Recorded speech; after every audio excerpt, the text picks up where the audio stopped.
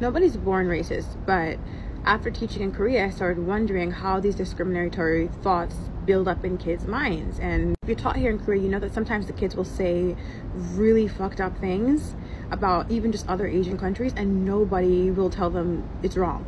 And Korea in general does not do a good job of teaching how to talk about or deal with other POC here. So this is my Korean American student in Guam. I was tutoring her, and here's the thing, even though they're living in America, my kids are only associating with other Korean people. Their parents speak Korean at home. They speak Korean in school with their Korean friends, so they're not really using English or mixing with other locals, which is why I'm there. The only reason they hire me is because I'm passable, because they can speak to me in Korean, and because my partner's Korean. I'll just say their parents only want them, by the way, hanging out with people that look a certain way. I'll just leave it at that. So even though they live in America, they don't know about other people and other cultures. Since I'm their only window into other cultures, I like to promote learning about other people. So my kid did a project on the Philippines and colonization and history, but she's already embarrassed about her English in general. I don't want her to go up there and someone asks a question and she's confused because she doesn't actually know what she's talking about. She's just reciting the words off the page. So I start explaining things to her, and the conversation goes deeper. We start talking about colonization in Guam, Japan. We get to current events because they don't know the current events going on. They know more about Korean current events than they do American current events. Guam has a lot of tension with the military over there. My kid has no idea that Russia is in war right now, so I start explaining that to her. We talk about China, and she's like shook after this conversation, which is great. I want her to learn more about other people and current events we should know. But then she's like, oh my god, there's a Chinese girl in our friend group. And I'm like, so? She's like, well, I don't know if I can hang out with her anymore. We're supposed to go golfing this weekend, but after learning all this stuff about China and everything, Taiwan, there might be a war. Like, I can never look at her the same again. I'm like, girl, this is a country. She's one person. You can't judge one person off of this country. She's sad, but she's the only Chinese person I know, and I just can't think of her and talk to her the same way after knowing what I know about China and Chinese people. So we discussed this because I'm like, what do you know about Chinese people? She said, I know what you just told me, the story. I was like, wow, okay, that's how this happens. They don't have interactions with many other people. So when my kids hear something, they associate that one thing with the entire group. And now she wants to go share all this information with all her other Korean friends so they know about this Chinese friend. Then she said I was already worried about her because Chinese people started COVID. So it was just really interesting to see how these ideas start if people don't have conversations. I kid you not, like my second day there, I got spat on. What was the biggest reason that made you leave Korea to Japan? I had to go. I would have stayed longer because, let me tell you, I had a bomb apartment. I was making buku dollars. I was making so much money. And like I was really in with the CEO. I was the director of an entire SEL, like language institutions, face plastered all over the dang country. Y'all, the racism, I had to go. It was so bad that I had to go. Like I'm like a gentle soul and I just couldn't take it. I kid you not, like my second day there, I got spat on. And this was like second day, I'm fresh, like la la la, skipping through the street. There's like these two old men and I'm walking down the sidewalk and they're going like towards me like this, right? He looks at me with this ugly face and I'm just like, I wonder if he's like actually looking at me. He can't be looking at me. And then all of a sudden he just stops. He goes and spits on my, like the longest loogie hawk, and spits on my shirt. And I was so confused. I was like, there ain't no way. No, it can't. Maybe he was aiming for something else. I replayed that in my head like 50 times. I'm still standing there, right? They're gone. I'm just still standing there in shock. Like, there ain't no way he just spat on me. He spat on me. I am so sorry that you had to go through that. And it was a major yellow gunk, I guess. Yeah, it was just nasty. I was like, there's no way. Racism in Korea. Let's talk about it. Recently, there's been this huge discussion of if you're beautiful in Korea, if you're non-white, blah, blah, blah, blah.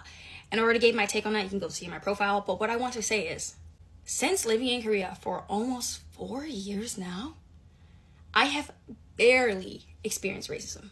Barely. Very, only once. Educated them and then it was that.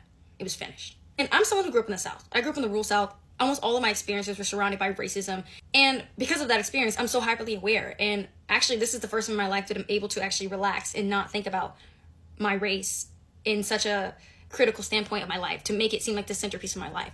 So a lot of people are saying like, oh, they don't like black people. I don't think that's true at all.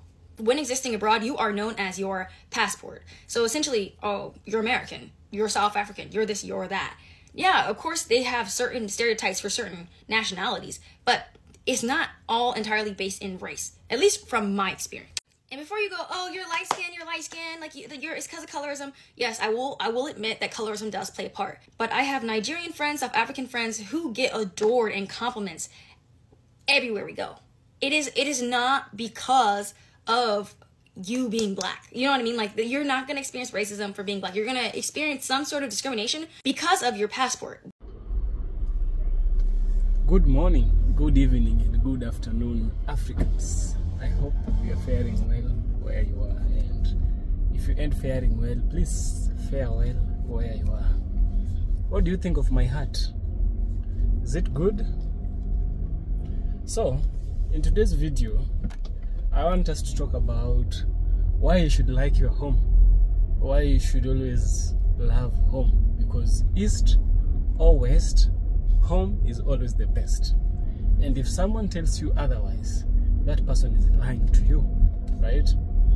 You know, many times Africans have been sold the narrative that America is the place that you can really make it big.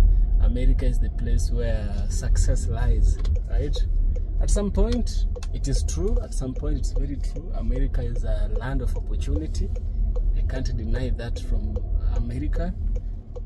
But at the same time, you know, the grass is greener where you water it. The grass is not just greener for no reason. It's greener because it's been watered. And so you yourself in Africa can make the grass greener, right? By building innovation, being thoughtful, being mindful, you know, going to conferences, going to seminars, learning things, learning video editing, learning AI, learning business, learning social networking, right? So these kind of opportunities are there to show you that you can still make it here in Africa. Because even I myself, I became innovative of the minds I had, right? I was a student, I'm still a student at a very, very prestigious university here in Kenya. It's called Kenyatta University. The best university in Kenya. Search it online, you'll find it. The best university in Kenya. So I've studied here, I'm still studying up to now, and I'm still being innovative, right? It aches me when I see Africans, it aches me when I see black people trying to go to America or any other country outside Africa to make it, and then they get there, they become disappointed, they start calling those people bad, but it is they themselves who brought it upon themselves when they decided to go to someone else's land while they could do that same thing here, right? Brainwash is a real thing, and it's a thing that affects us a lot, right? So there's a sister who went to Korea. She went there as a teacher, I believe. During her experience there, she was mistreated by the Koreans, right? She was called black, go back to your country, you know, that kind of stuff, how it goes. So I want us to listen to her experience. Her experience is not that much unique from those others we've had before, but I want us to listen to it, and then I shall get back by the end of the video, of course, where we shall also have a deep critical analysis. Okay, now that's out of the way. This happened to me in 2022, and I know that some of you guys have shared this story on my behalf, and I had a lot of people in 2022 telling me that people are sharing my story, blah blah blah blah blah. But honestly, I appreciate everyone who shared. Like, I don't care that you guys shared the story. In fact, I wish that I also had the courage to share the story myself. But when all of this was happening, I became like very sick. I became very stressed, and I had to go to South Africa. I had to move out of this place. So there was just a whole lot of things going on, because this man right here was scary as hell. This man hated me, guys. Like, and he literally even said it here that he is warning me. And he wasn't joking, because every chance he got, he shouted at me, like everywhere. Like, if he saw me, he would shout at me. He would scream at me. I do have videos that I'm going to upload, right? But I just want to share my experience, and just I don't know. I don't know who it's going to help, but racism in Korea is a real thing, as we all know. And I don't know. I feel like I've always wanted to share this, but I just never had the energy to do it, you know. And just finally tonight, because I was telling my friend the story, and I'm like, you know what, actually, because every time when I share the story, I just get people being so shocked, you know, like, that really happened to you? Yes, it did happen to me, guys. So it was just a random day. Honestly, I do not sleep. I have crazy insomnia. I usually keep up with South African hours instead of Korean hours, right? So I'm usually awake like midnight. And those of you guys who know Korea, it has thin walls and like apartments are just so close to each other. So you can basically hear everything happening in the neighbor's house. That's how that apartment was. Like, it was worse than any apartment I've lived at, you know. And you could also hear people just walking up and down the stairs. Like, that's just how it was. So it was just in the middle of the night. I think the time was around 3 a.m. and I heard someone fiddling with my door. And I'm just like, what is going on? Is this person drunk or what? But like the noises were just too close to home. You know, I could hear that, like, no, this is literally happening on my door. But I was like, whatever. I'm not going to check because like Korea is safe, right? Nothing is going to happen to me. And then I just go to sleep, honey. When I wake up in the morning and I'm leaving for work, not in the morning because my work started at 1, sorry, in the afternoon. So when I was leaving for work and I closed my door, surprise, surprise. I know it's for you, beautiful black girl. You are such a beautiful queen and welcome to Korea. Okay. I mean, that's a joke. You guys can see it right here. So man said, don't be loudly, sound a footstep in the night. Here, it's not a place to live alone. He didn't end it there. And he said, you black, beautiful queen, right? Right. So then I'm like shocked, scared for my life.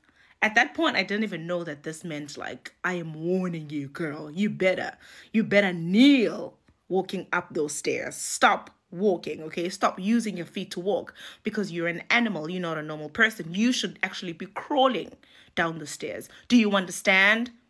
I am warning you. I didn't know what it meant, but I was still just like, I'm dreaming. No, this is a dream. This is not real. I took a picture and then I went to work. I mean, at that point, I froze. I froze. I was like, no, this is not happening to me. This is not happening to me. You know, when you experience something and you're just like, no, I'm in denial. This did not just happen to me. Hell no. Like, no, not me. You know, I know that these kind of things happen, but no, not to me. You know, I was just in shock, in denial. I didn't want to believe that something like this had happened to me. But I went to work. I mean, I sat down for a moment. I didn't know what to do. And then I had my colleagues at the time. They were from England. They were 2 white people from England. The race is important in this, you know, context. So then I show it to the girl. I'm like, girl, look at what I found. And the girl is like, oh, girl, no, this is your door. And I'm like, girl, this is my door. Because we lived in different buildings, right?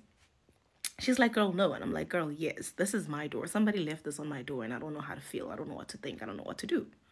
She's like, girl, you got to tell the Korean teachers, okay? And then I go and tell my Korean teacher, my Korean manager at the time, right? And then I tell her, girl, this is what I found on my door. What should I do? And then now I'm starting to get furious because I'm like, no, this is actually wrong. Like, this is actually unacceptable behavior. You know, now I'm starting to feel what I'm supposed to feel. Like, the shock is just leaving my system and I'm starting to actually be like, huh? I just, shit. How dare you? You know? And then now I'm starting to feel the anger, you know, I'm starting to realize what happened. And I tell my, you know, obviously they try to play it down like, oh, maybe he doesn't know what it means and stuff. And I'm like, no, there's no way. This person knows exactly what they're talking about. And I need you to contact the boss lady and tell her what happened. Because like we had a manager and the boss lady was not in our branch most of the time. That school ended up messing with me. Listen, the story continues. As I said, this is a series. If you guys are interested, just let me know. I will tell you guys the whole story because I have the energy for it and I am ready, okay? So then I'm like, tell the boss lady, I want to take this up with the authorities. I want to report this man to the police, you know? At first, I just thought, like, obviously the man is just going to come home, come to my house, bring like a peace offering and say, girl, I'm sorry. Like, I didn't know that it was offensive to call you, like, black, you know, blah, blah, blah, blah, blah. Right? So that's just what I thought. I was like, okay, the situation is just going to end soon. It's not a big deal, you know. He probably really didn't know, as some Koreans claim, you know. So then I tell my boss, I'm like, baby girl, listen, I'm not happy. I don't feel safe. I need to go to the police station. Girl is like, okay, don't worry. I'll come tomorrow. We can go together. And I'm like, oh, look at her. She's so supportive. She's so nice. Listen, there's a plot twist, okay? Don't get ahead of yourself. So Miss Lady comes the next day. We go to the police station. And she drives me to the police station. Super nice, right?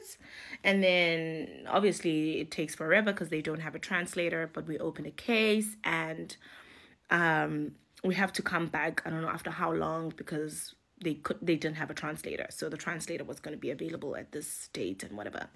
So then I had to go back alone. I mean, which I understand. Honestly, I feel like her going with me that first time was like, I support you. I agree with what you're doing. Just do whatever it is that you want to do so that you can feel better. You know, I'm here for you. I was very happy about that, honestly. And then the second time I went, reported my story. And, okay, in the meantime, nothing is happening to the man. They cannot get a hold of the man. They're trying to call the landlord. What happened, right? But the landlord is like, oh, the man is nowhere to be found, which I think was a lie. For days, they couldn't find the man. He lived in that apartment. I could hear that man breathe, okay? Okay, so the man wasn't available, right? And then I reported my case. I have my case number, which I lost, by the way. But I'm not interested in reopening this case. I'm just telling the story because I just want to move on from it. And I just want to raise awareness. And I just want to help whoever that I can help. And I just want to let you guys know what's going on in these Asian streets, okay? In these Korean streets. I don't want to attend to this anymore, okay? So the man was nowhere to be found, right? And then eventually they found the man. Okay, so when they found the man, they spoke to the man, asked the man to apologize. The man said no. He said no. Okay, he said, I said what I said. I said what I said, and I'll do it again. I just beat my tongue. Who's talking about me?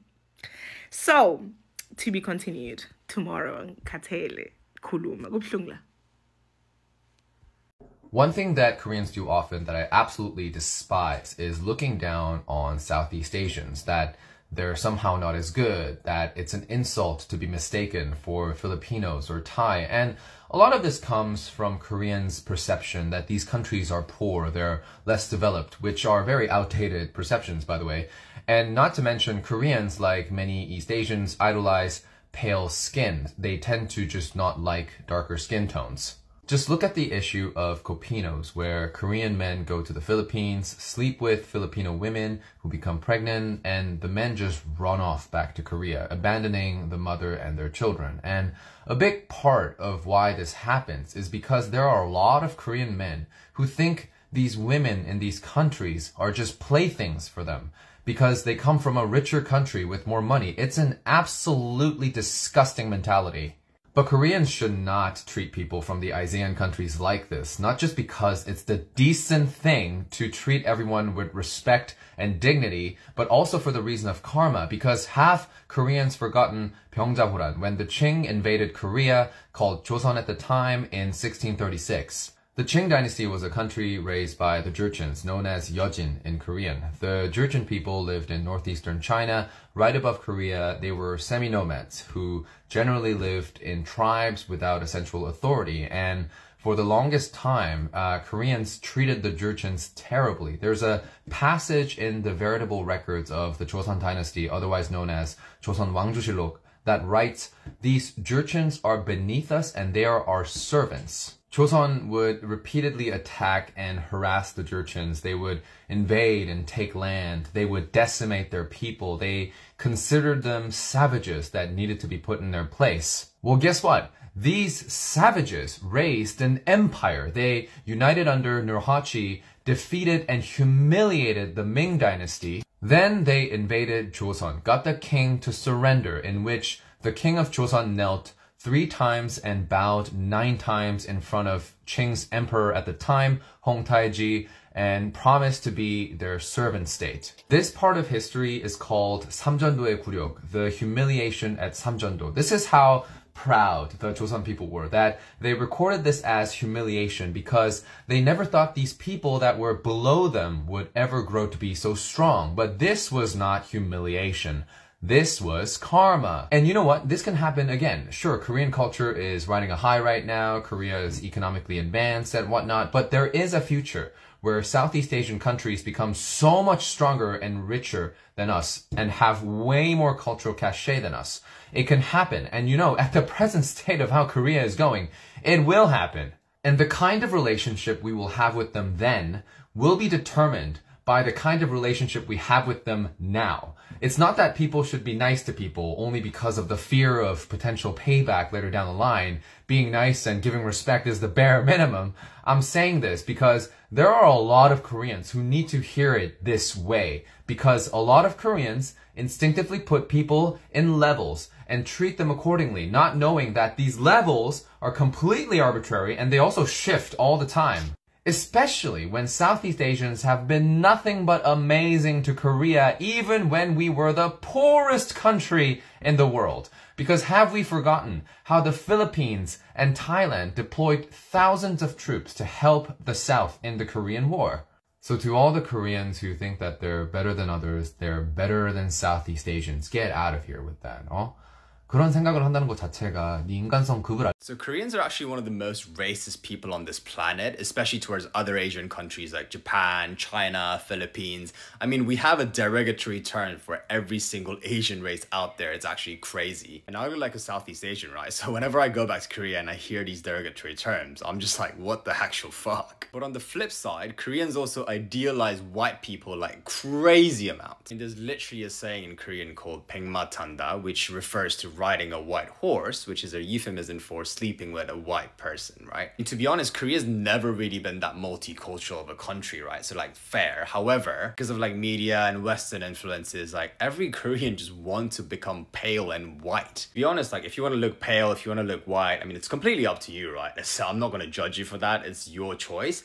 But like, at least don't be racist to people that don't look white, right? The other thing is like, Korea is such a looks-oriented society, right? I mean, you'll notice this if you live in Korea versus in the West. When you meet a Korean, like within the first couple of seconds, they'll literally comment something about how you look. For example, I have quite a big eye for an Asian, so they'll say, oh, you've got a big eye, for instance. Whilst in the West, I don't think I've ever had a situation like that. Okay, like people usually mean it as a compliment and like, fine, thank you. But at the same time, it just shows that the whole society is very much hinged on looks itself. Versus in the West, you know, other values might be more important.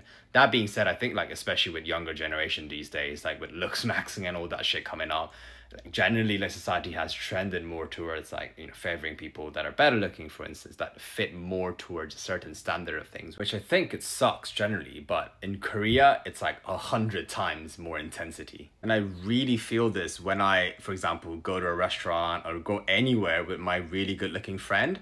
I can just tell that the service is just different. It's like, it's a new experience, basically. Sure, let me tell you this. So, Korean people are very somehow close-minded.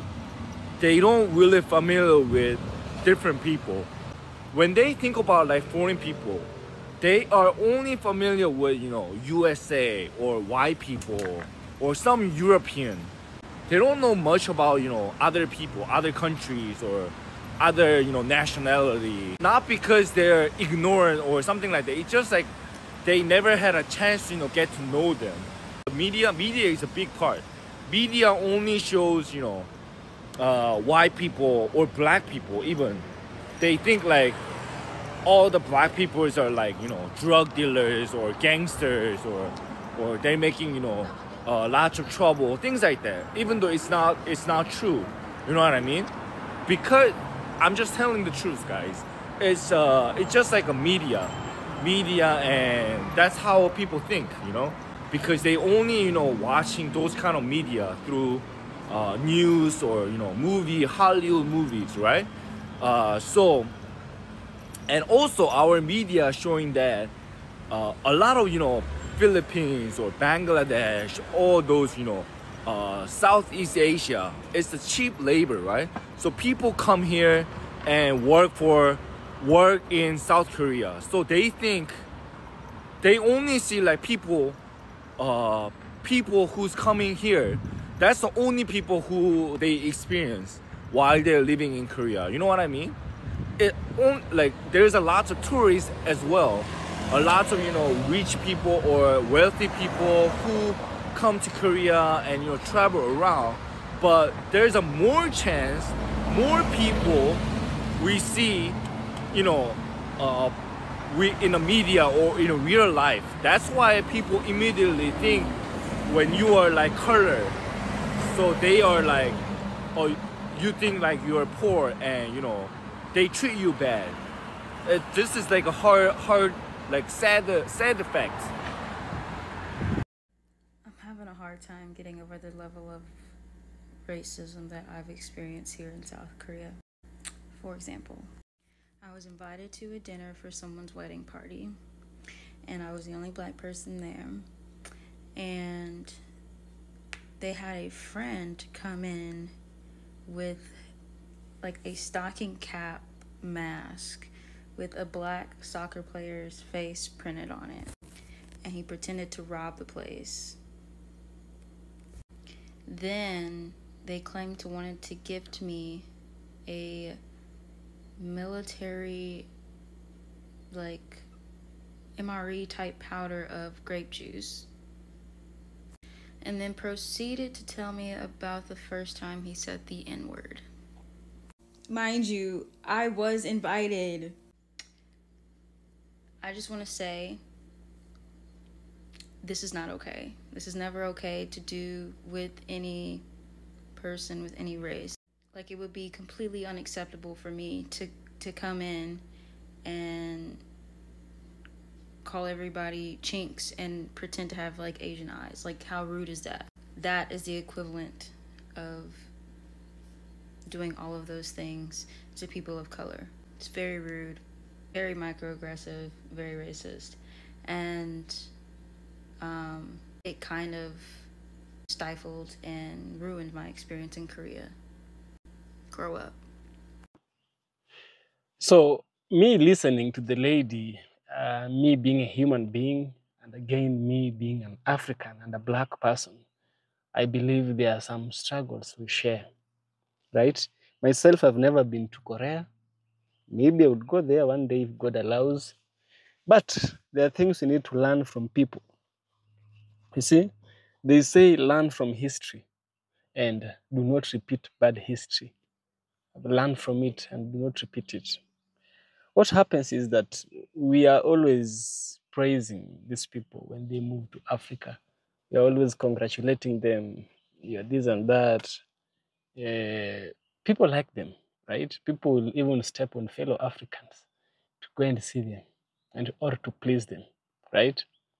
People will even sell their lands, sell their everything they have just to go to such places because they have it in their mind that it is a heavenly place. But no, it is not a heavenly place. It is a hell on earth. The people whom you meet will make it hell on earth. It is such a nice place. So here are some points I noted from the lady.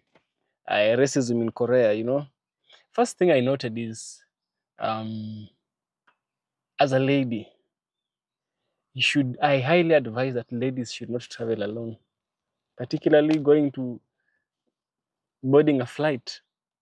Ladies should never travel alone. It is not advisable. It is not advisable. You need to have someone by your side, a man, most likely, because the society does not favor women. The society is not easy on women, mostly in a society that is rotten. Women are vulnerable. So when they look at you as a woman, you're likely to fall prey to vices, right? Another thing is that ladies shouldn't travel alone and live alone. You see, from that paper, the first lady who spoke, from her door, she found go back, stop making noise while walking. I believe Koreans have been walking up and down. She's also been walking up and down. But it turns out this person only hears her footsteps, but not the footsteps of fellow Koreans. That's racism, right? Racism. Do you think things would change if it was a woman? I believe things would have been a little bit different if it was a woman, if it was a man, right? Because a man, his ego will not allow him, a proper man, his ego will not allow him for someone to look down upon him, someone to do all that. No, it's very hard. It takes a man with a huge level of restraint to accept such kind of nonsense, you know. So it's never ever advisable for women to travel and live alone, right? Now, there's a part also she has talked about. She tried to reach out to the teacher to speak about this, the landlord to speak about this, but they told her that the man was not available. But he knew he was around, right? And this brings me to the idea these people don't want to taint a bad image of them. If they bring this person forward, the image of the school or the area will be badly tainted, particularly in these days and times of social media. Your mobile phone can become a weapon, and they understand the power of the mobile phone and the power of the internet. For this reason, they try and protect their own. Later on, they bring him outside when things have cooled up a little down, right? And so at this point, they know, even if we bring our guy out, things will not go as bad as it would have been during those times. You understand? Now, people will always protect their own. Racists will always protect racists. You see? You can't expect a racist to give up on a racist or to throw a racist. That racist will go and they'll also spill the beans back. So they don't want things going haywire. They don't want things going out of control, you know? And now the last point is this, the last point that I even introduced in the beginning of the video is that East or West, home is the best. East or West, home is the best. Believe me, there's nowhere that will be better than where you come from. Believe me when I tell you so. East or West, home is the best. Remain where you are. You can do anything you want from where you are. It is not worth it to experience that kind of disrespect just because you want to go to someone else's land, someone who dislikes you. It's better to stay in your ugly land and be loved. Yes. This is EFK Original Documentaries. If you value what I do, subscribe. I really, really appreciate. See you in the next one. Stay positive and remember this. Love Africa, love your country, love where you come from.